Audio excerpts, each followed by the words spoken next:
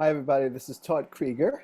Today, I want to talk to you about another aspect of healing from infidelity, and it's really focused more on the person who's betrayed. I'm calling it From Fury to Forgiveness, Navigating the Path of Anger and Healing from Infidelity. So, from fury to forgiveness. Um, you know, Forgiveness is complicated, and it's very related to anger. We're human beings, and when we're hurt, when there's a threat, our body responds, and it responds appropriately for how we're experiencing the event. There's not a person alive today that, if they've been betrayed, is going to be neutral about it. They could be numb about it, and that's another story. It's some people, the way they deal with pain is they numb themselves out, but that's not really neutral. We're all affected by it, and sometimes the hurt and the accompanying anger that comes with it may come out in different ways. For some people, they get more depressed, and the anger is directed more towards themselves. Sometimes the anger is externalized and acted out. Sometimes the person just handles the anger by talking about it, which is probably a good thing. But you can't just forgive. It's a little more complex than that. You can't just say, I'm going to forgive and just forgive. It doesn't work that way. You've been betrayed maybe the deepest level of your being. You have oftentimes opened your heart to this other person, given of yourself to this other person, and suddenly you discover that this person has betrayed you, been with somebody else or a number of people in some intimate way, sexually, emotionally, or otherwise. And so there's hurt, there's devastation, there's disorientation, and there's anger. There's a part of us that wants to strike back and be destructive, and that's normal. I'm not saying it's good to act it out. It's not a good idea. As a matter of fact, it hurts others, and it could probably hurt yourself, and you don't want to get yourself into any trouble. But to have the experience of anger is totally understandable and totally normal. As a matter of fact, not only is it understandable and normal, in a way it's good because anger gets you in action. So, for example, if the person is numb, the problem with numb, or if they freeze, is they can't act on their own behalf and need someone to help them through the numbness to get to the anger and the hurt underneath. So if you're experiencing your anger, it's actually a good thing in the sense that you can move in the direction of taking care of yourself. Some people that are angry, they move out.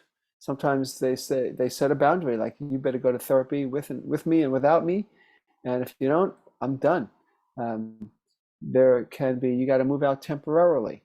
There can be, I'm not being intimate with you until we get a handle on what we're going to do. There's lots of ways, healthy ways, to use anger to set boundaries.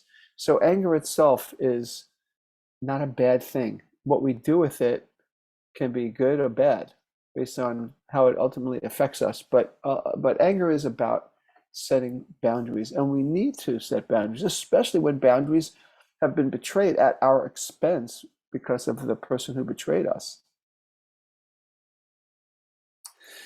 So then, how do you get to forgiveness? And that's what we'll talk about here. There is no way you can ever forgive a betraying partner if you don't feel your anger intensely. You need to feel your anger and all your other pain directly. You need to process it by yourself and with others, maybe with a professional. I spend a lot of time helping betrayed people process, but you cannot get to forgiveness without experiencing your anger. Now, what do I mean by forgiveness? Because, again, forgiveness we think of forgiveness as it's a way to um, get the other person off the hook.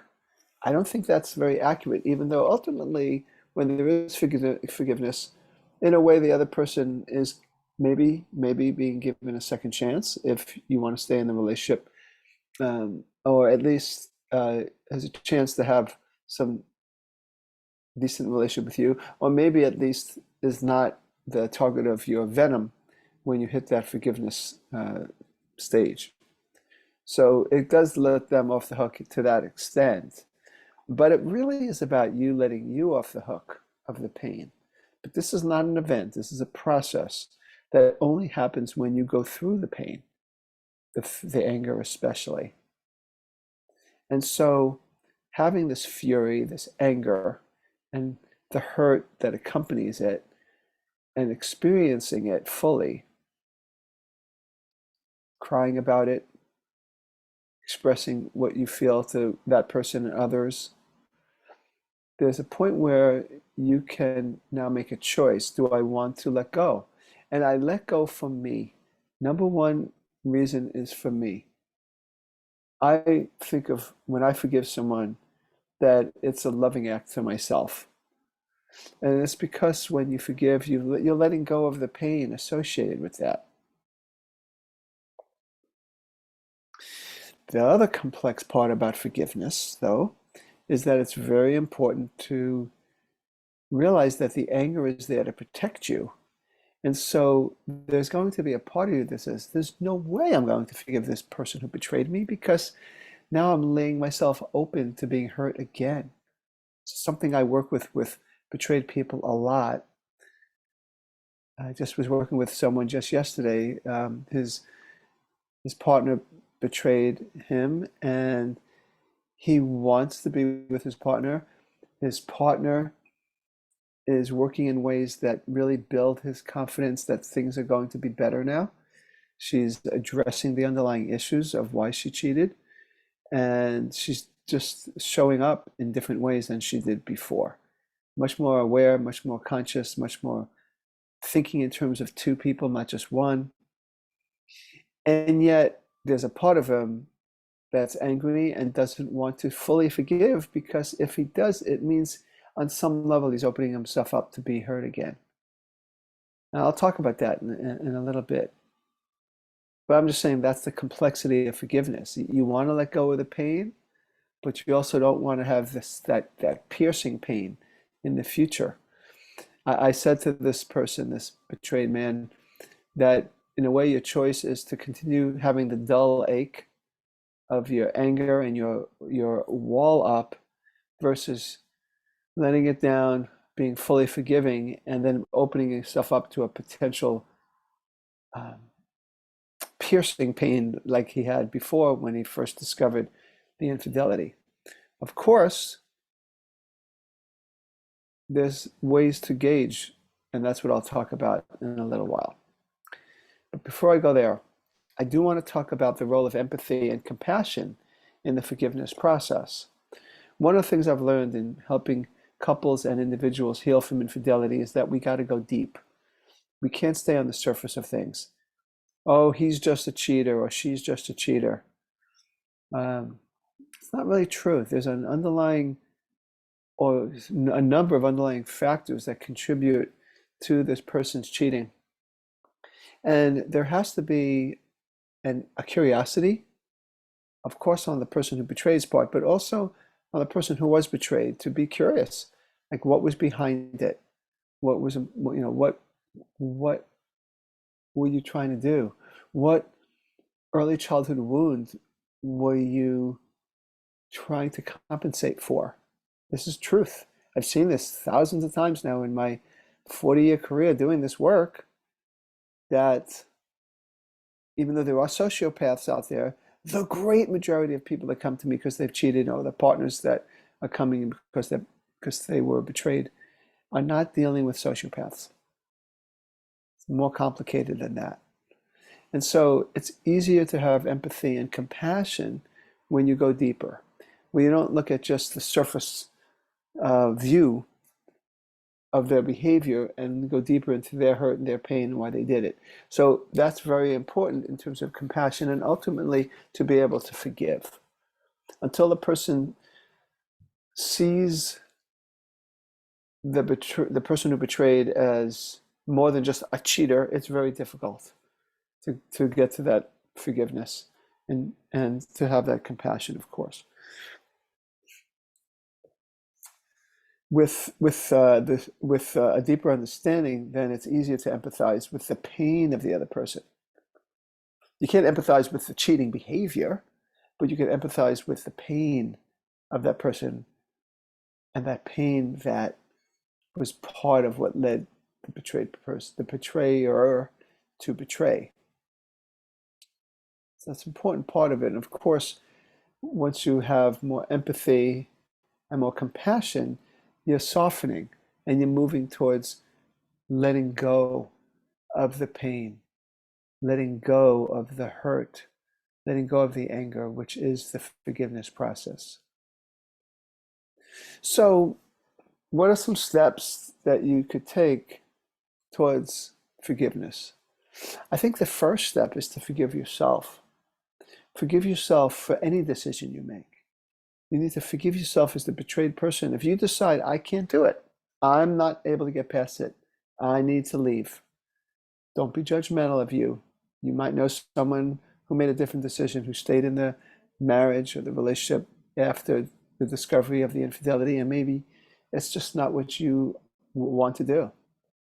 You just want to start fresh and move on. Forgive yourself for that.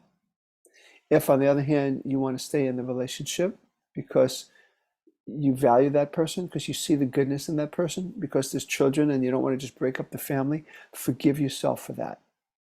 Forgive yourself for staying in the relationship. Let yourself be. Understand that things are complex.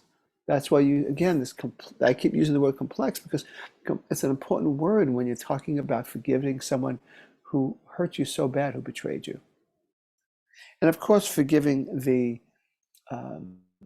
unfaithful partner, the first thing, like I said, is you get interested, you get curious about what made you do it, what hurt, how is this a reflection of your earlier childhood trauma, which I talk a lot about in my infidelity programs and my therapy sessions too, because I find that to be central, really central to true healing. And then the other part of it is the betrayed person has to, at some point, make a decision that this person is a good risk. You need to assess.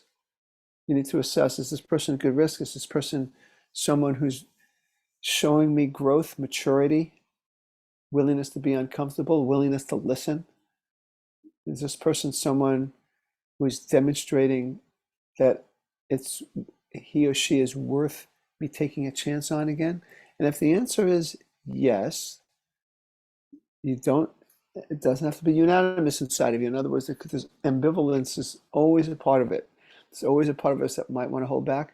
But at some point, you decide to forgive. You just say, I'm taking a chance on you. I'm opening my heart to love again. And I forgive you. And of course, hopefully, then the person who did the betrayal has given you good reason to take a chance on that person again. If the person who betrayed is not showing any signs of growth, there's no way as a clinician that I would ever encourage the betrayed person to open themselves up. I would say stay protected. So we do need to make that assessment. So once you forgive, once you've let go of your own hurt and anger, it naturally is released from your body.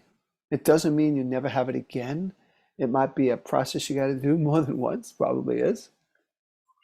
But look at it, there's the incentive there is that it promotes healing, it promotes physical healing, and it promotes emotional healing for you. When you are letting go of the pain that kind of kept you angry, it has a lot of healing potential. on many levels for you. But again, like I say, it is a process. And then, of course, once you forgive, there's still the rebuilding trust and reshaping the relationship after the anger and anxiety subsides. It's a matter of to continue to do the work. That when you experience forgiveness, that's not the end of it. There has to be continual work, growth as two individuals and as a couple. Communication is really crucial, really very, very important. And it's just something that is really never ending. It's what takes you from a couple that is healing from infidelity to thriving as a couple and being in a much better place than you were before, even before the discovery of the infidelity. So that was what I wanted to talk about, how to go from fury to forgiveness, how it helps in healing. I think if you can listen to these words, maybe you might have to hear it more than once. It's very complex. Give yourself permission to be patient and pass this on to other people that might be going through this as well. This is Todd Creager, making the world safe for love.